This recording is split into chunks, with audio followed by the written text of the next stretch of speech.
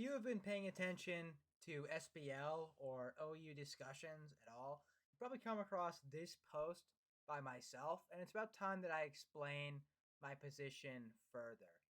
So I made this post after watching a few SPL games this season, and I come away thoroughly unimpressed every single time. It seems like every game I watch, players outsmart themselves in the builder and bring just a terrible, terrible set or team. I've been sitting on this take for a while that I'm now going to share, even though I'm aware of how hot the take is. The smogon tournament scene is an old boys club stocked full of washed people because people would rather draft their friends than the best players. I said this in the OU chat, and funnily enough, a tour player came. We butted heads and did a beef battle, best of three. Not only did I win easily, it was an outclassing beatdown, the likes of which appeared to be at 1900s versus 1700s, or 1700s versus 1500s.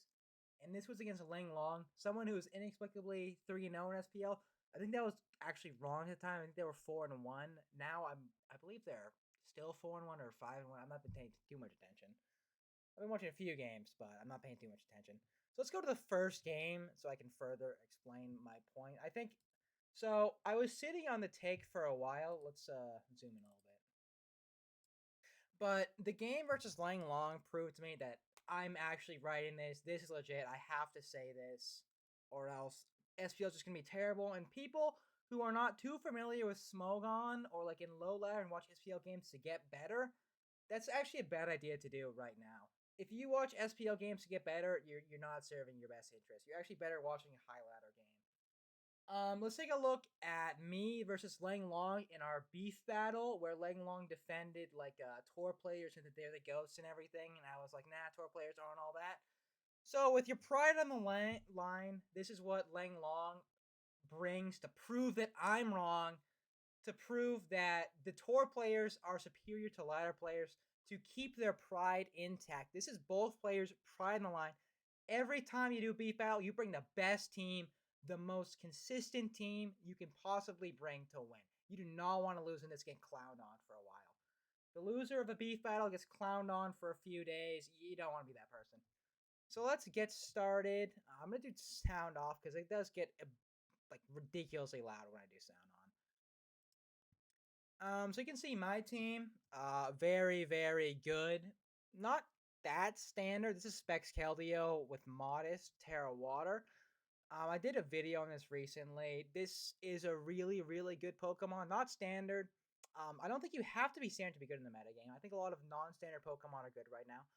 Ogre Pond Cornerstone. Volcanian's very good. Keldeo, very good.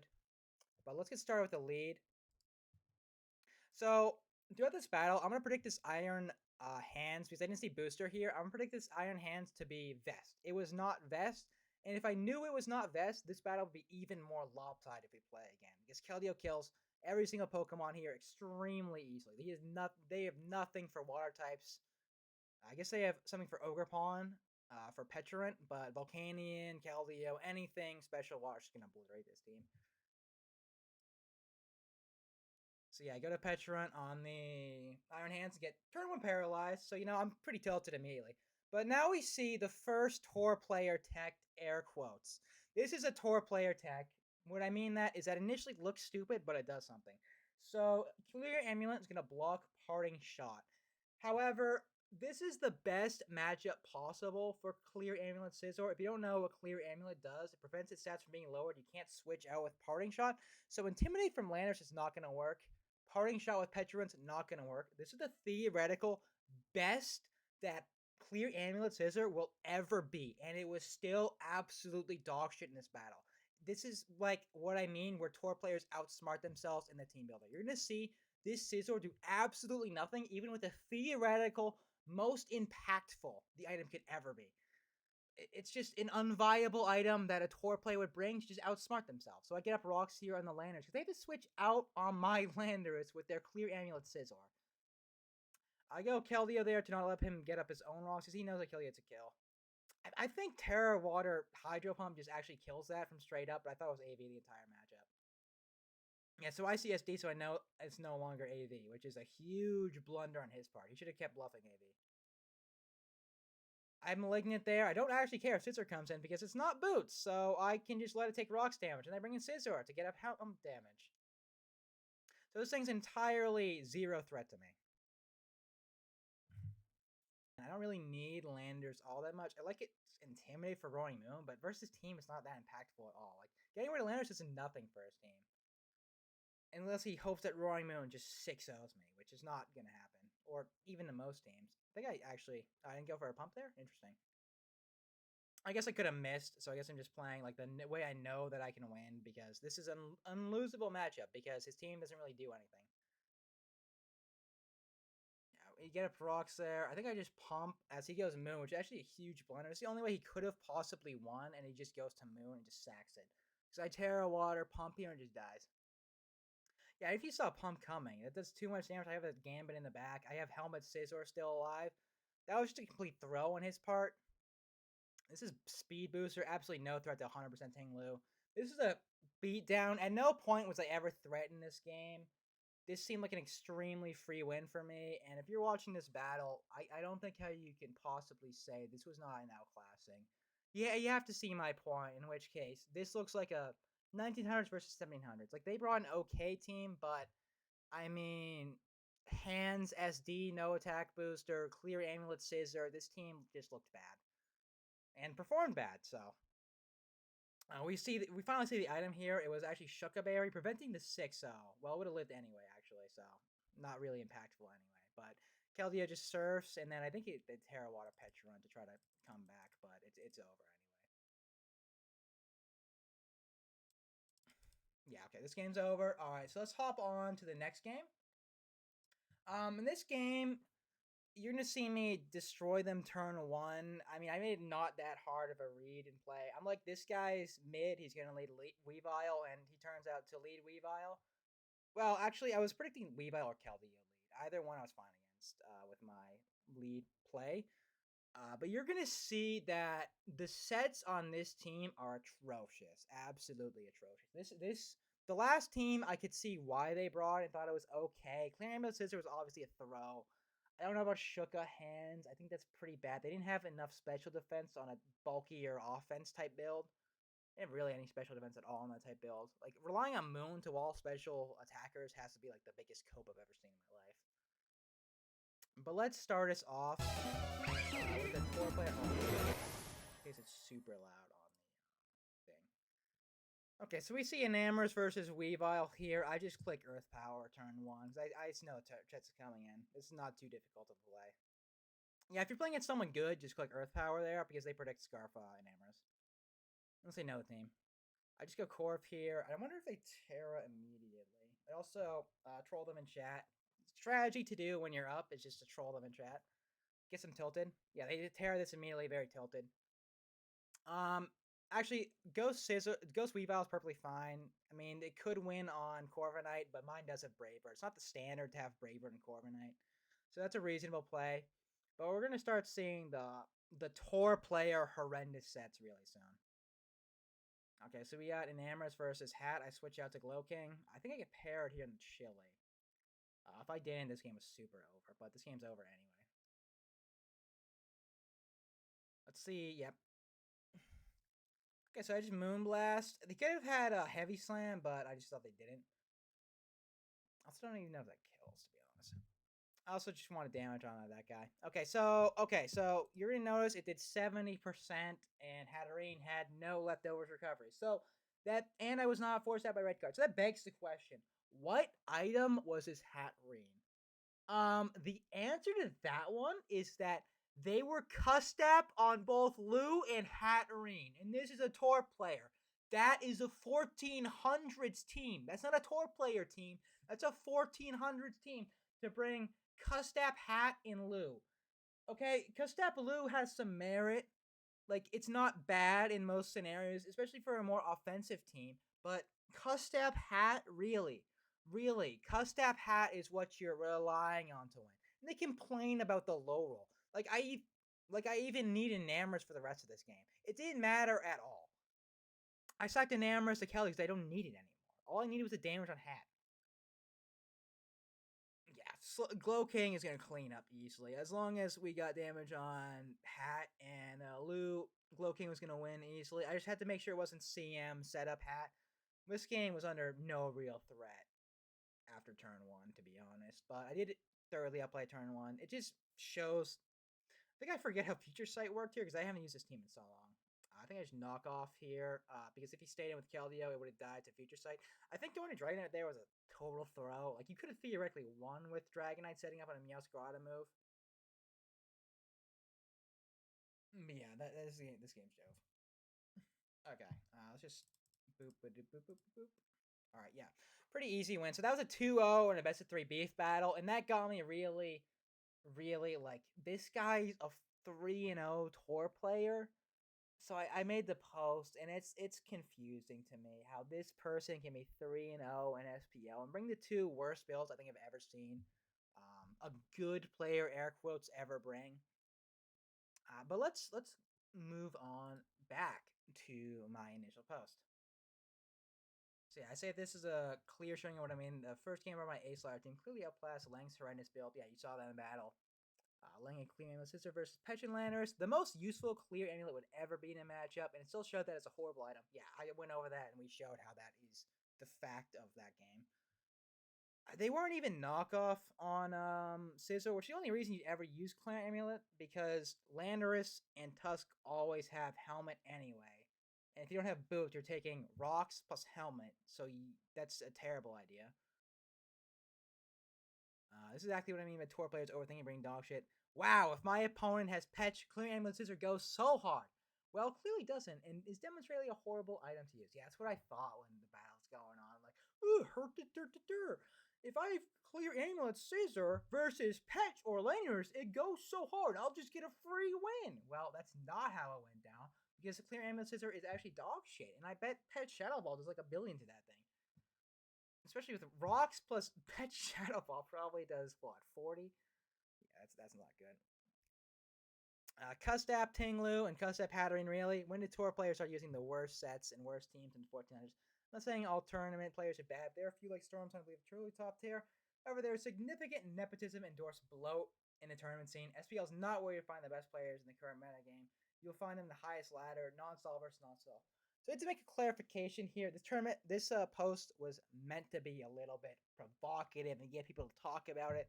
So I did throw in a little bit of a crazy ass intake. I think a lot of the top players are actually in SPL, but I do think there's also a significant amount of bloat and bad players in SPL.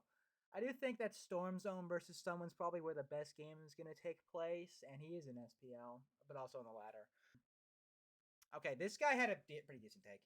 The problem is cteam culture. So that is kind of something something I had to think about, because people use like sets that look bad in tournaments, but the cope is that they actually win against certain builds.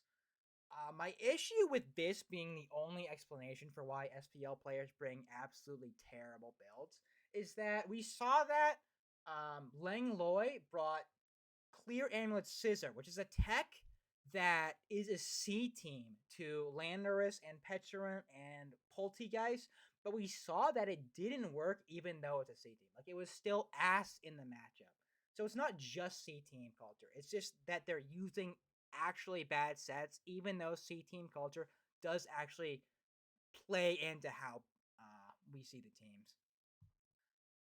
So a lot of players mention that I'm bad and that I'm not a tour player, so I'm just salty. So I had to hit back with I made OLT, blah blah blah blah blah.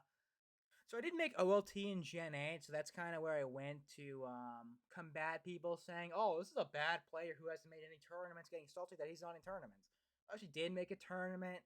I was really, really good in Gen 8, but not at the time OLT took place. I was actually really bad in Gen 8 OLT.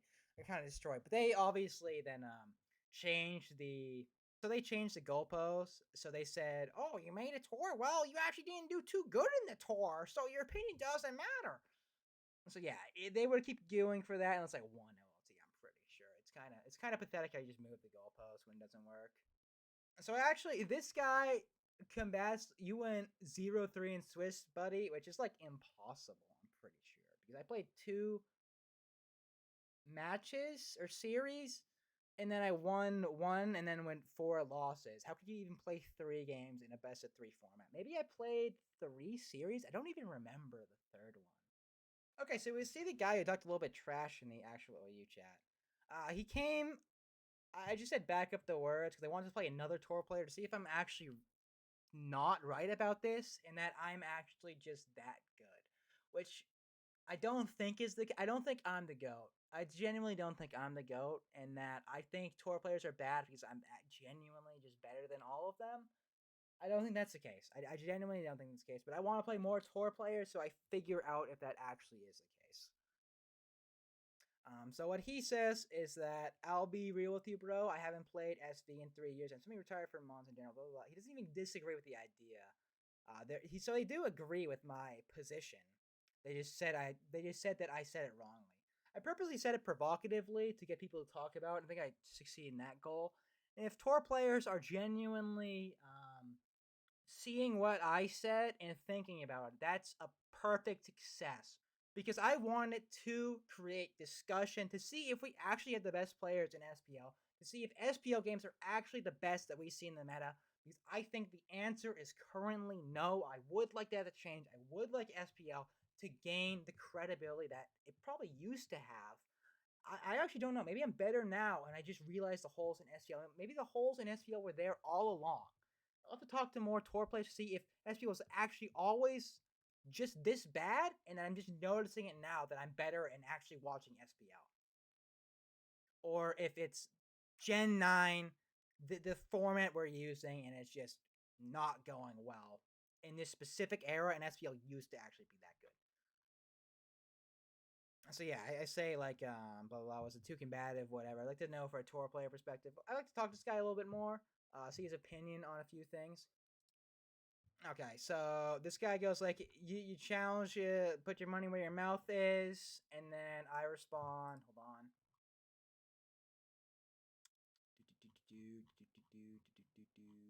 Where's mine? Okay, so what I do here is that I say I was not good in that era. Yeah. I was dominant, and I was the best player in Gen 8 for a significant amount of time. The teleport clef meta, which was also known as the worst meta in smogon history, I was definitely the best player of that meta. Double clef stall, the Quagsire version of that team, I knew the most about that meta. I built the best teams of that meta. It wasn't that close. If you looked at the ladder in any given day for about 2 months, the only 2 people at the top of the ladder, it was either Gen 8 Jesus or Volcanian is good. Those are the only 2 people you'd ever see for 2 months. I think that's the most dominant the ladder has ever been between 1 or even 2 people. So I say that I'm down for a fight. I enjoy smoke on dual culture compared to most online space where people just insult each other, then block each other and cry out to their followers. As I said before, open to challenges from tour players so they decide themselves if I'm good enough to have an opinion and suck it. So someone who did come at me a little bit, okay, this person, we did do a BO3. I came out respecting them as a player. I did 2-0 them. But it was pretty dog shit of a best of 3 format with a lot of hacks. But I came respecting them as an opponent. And I mean, I 2-0'd them, so I assume that they don't think I'm terrible. And if they do, that's kind of huge cope. Then we say about, oh, what does getting number 1 at the top of the ladder even mean? Well, if you were number 1 for as consistently and as longly as I was in a meta where there was no tournaments or anything, then yeah, definitely the best. But anyway, we get to a really, really good response here. Yeah, okay, so Lags had a pretty tremendous take, I'd see. I actually ended up liking this. The only comment I liked on the entire thread that replied to me, even people who like, I don't know if I had any support. So someone PM'd me support. I've seen a lot of support for my take in hold on, misclicked completely. So I saw a lot of support for my take in OU chat, discords, a lot of the non-official discussions seem to really appreciate my take. But I did see this post from Lax, and I think this is definitely the most cerebral response to my post. So he says, you're right in a lot of ways, influenced by people who are known, have clout, or friends in important position. That kind of confirms my suspicion that managers will draft their friends over the best players for each and every time. He talks about how you need to work socially to get picked. I think that is a little bit fair. Like if it's a team game, you do want to have people who work together and not a bunch of assholes. That is kind of fair. And he basically said to not be an asshole is like the take of that, and like show that you're a good person or whatever. I kind of understand that because if you're on a team with an asshole, kind of would bring down the vibe a little bit. And SPL has a lot of collaboration between team building and trying to crack the meta. So I do see the value in people who like get along. So then they say, point I'm making about so many people whining and complaining about not being drafted. That's not me. I didn't even apply to be drafted in SPL. I don't really care that much about SPL. Um, I always thought that OLT is where the most skill is shown in Pokemon. I'm surprised it doesn't have that reputation because OLT is Pokemon is a single player game. Let's be realistic here. It's not a team game. And OLT, you have the best people for sure. You don't have any nepotism. You don't have any friendship, power friendship, or whatever. You have the what is it? Top 16 best players, and they just duke it out. That's where I think the highest skill is. So here they basically say to not come at Lang Long. They're giving great teams to people. If Lang Long is a highly rated team builder and they bring the kind of dog shit they brought against me, then I'm really, really questioning the skill in SPL because you saw my ladder team just completely outclass their build twice, and they look like a 1400s team. And I bet they'd be stuck in 1400s team if they try to use that dog shit on ladder. Well, it's actually not true. You can get top 100 with anything. I made 1900s with zero you Pokemon. You don't need to be good, or you don't need to have a good team to make top 100. So that's a little bit surprising. Which her team is a little bit surprising.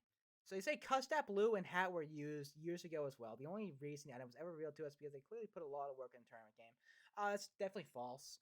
Hat Custap definitely dog shit. I will not be hearing any responses saying Custap Hat is good at all.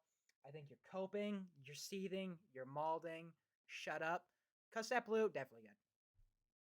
But both in the same team, that ruins even Custap Blue's usefulness. It just moves to horrendous. You're basically giving up 2 items on Pokemon for a meme.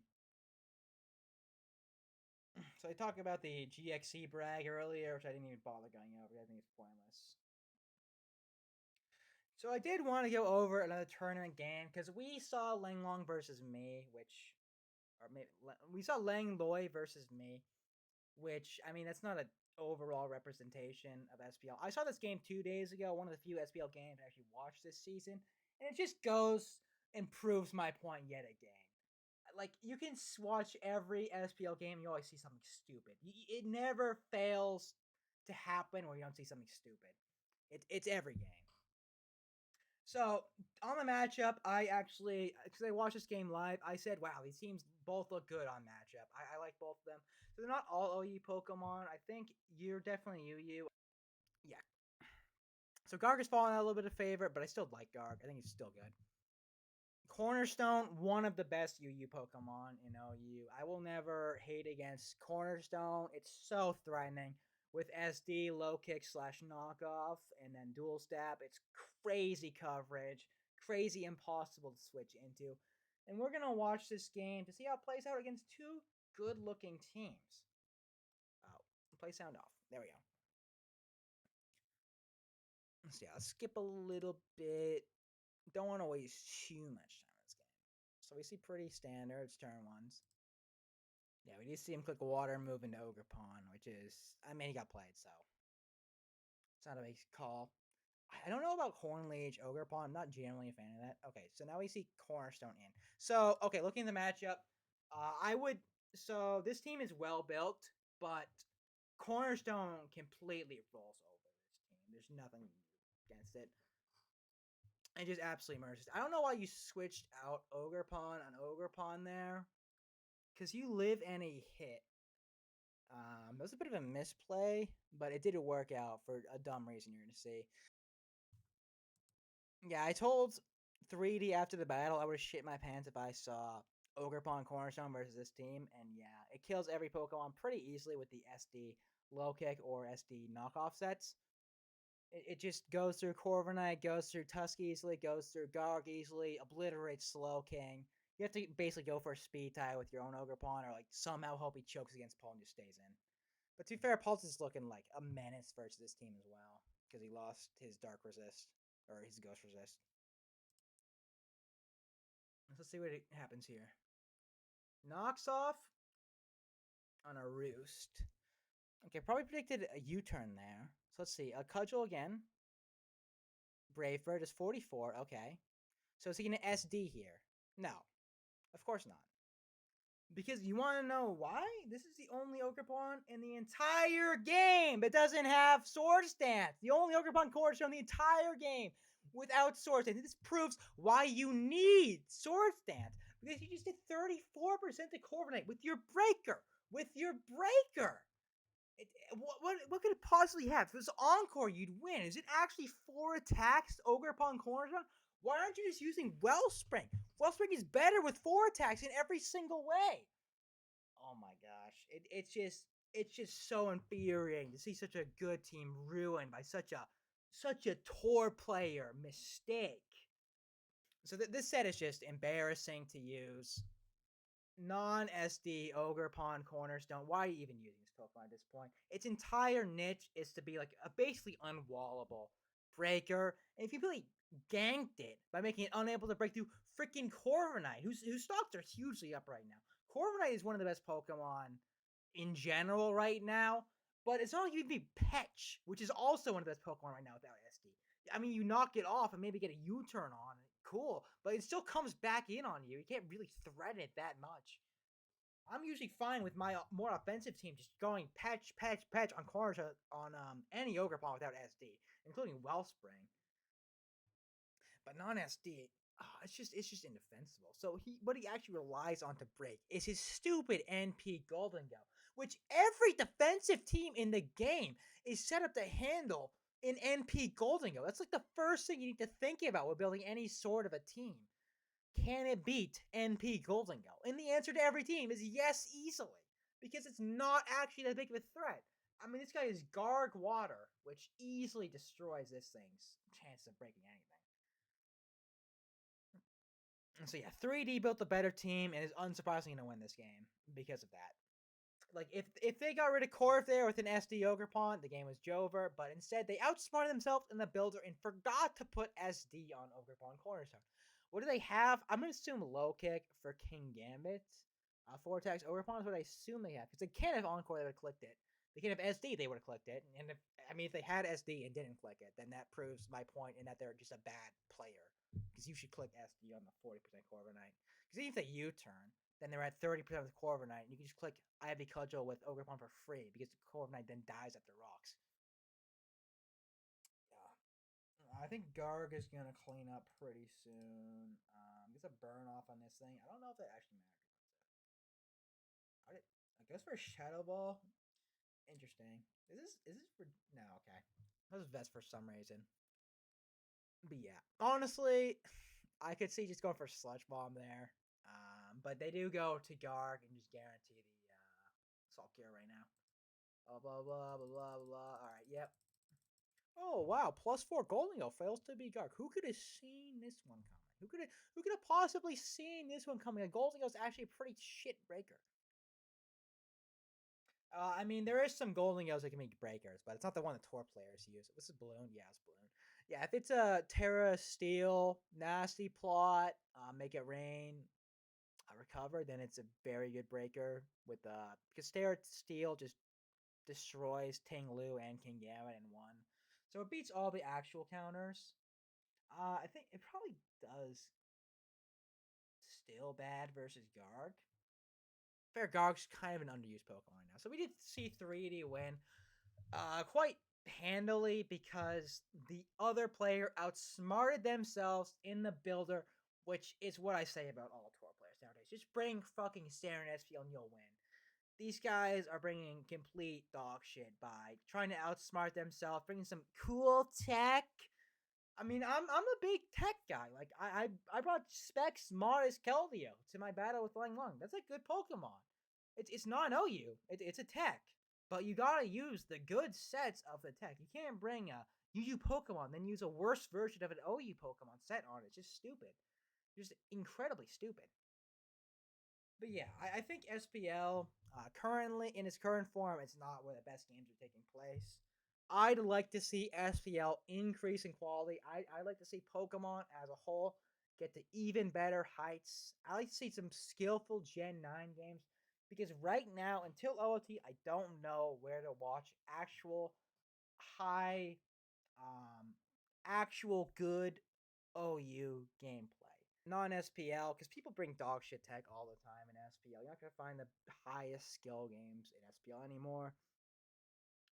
Yeah, I do think some of the high ladder players are just good. I'm not gonna name names. I'm just say like, yeah, if you know players that are good in high ladder and they face each other, that's a really high skill game. I don't see the big difference between that and SPL, except for the fact that SPL players are bringing worse teams than people on ladder. So that's where I think the major value of ladder is. That SPL players are bringing stupid teams currently, so high ladder just has better like skill ceiling because you're never gonna see a truly dog shit build on ladder because it would just lose. You don't you. I mean, good players can make bad teams work to an extent, but they won't be able to consistently do that. People know the tech behind the teams. Thank you guys for joining me. I like to see SPL get better. I see competitive Pokemon raised to heights. I like to see the skill ceiling get back up. I'm not a big tournament hater, okay? I want to see SPL become better. That was my take. I'm going to make an RMT of my Keldeo team. I want to see people start using real teams in SPL so I can watch the best players play with actual teams and we can get hype moments. I want to see competitive Pokemon become hype again. I don't want to see dog shit versus dog shit. Thank you, 3D, for using a real team. Thank you, 3D, for winning. I mean, this team's a little bit weak to stall, but you do got Future Sight plus Pulp plus Garg. So I do think they're plus Ogrepon. So I do think you can handle stall okay. It is a bit weak to that though. But overall, I really love 3D's team. I think I stole 3D's team. Yeah, thank you, 3D, for trying to bring some high skill SPL gameplay. Your opponent unfortunately did not match your energy and brought some dog shit that got clowned on.